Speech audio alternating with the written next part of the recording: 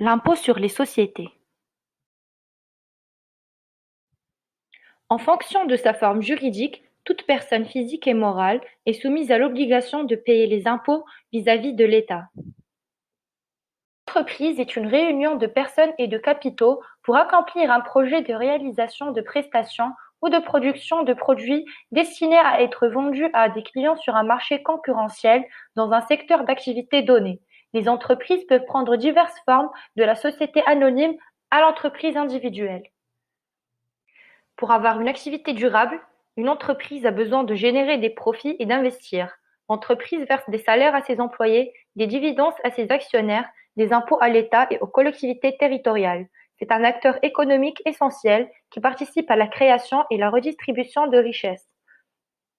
L'impôt sur les sociétés, également appelé impôt sur les bénéfices, désigne l'impôt dû par les entreprises. Chaque année, l'impôt sur les bénéfices est calculé sur l'assiette des bénéfices réalisés par une société au cours d'un exercice social donné.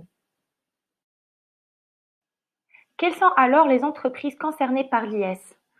L'IS s'applique obligatoirement sur les sociétés d'exercice libéral à responsabilité limitée, les sociétés à commandite par action, les sociétés d'exercice libéral, les sociétés par action simplifiée et les sociétés à responsabilité limitée.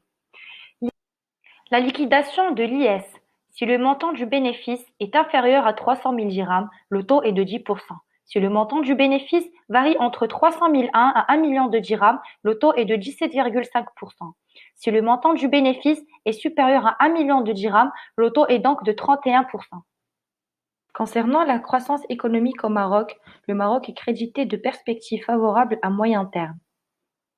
Rapport de la Banque africaine de développement, la croissance du PIB réel devrait rebondir à 3,7% en 2020 et s'établir à 3,9% à partir de 2021. D'autant plus que la croissance économique s'est inscrite sur un trend baissier. Avec un taux de 2,9 en 2019, la croissance du PIB réel a poursuivi sa décélération.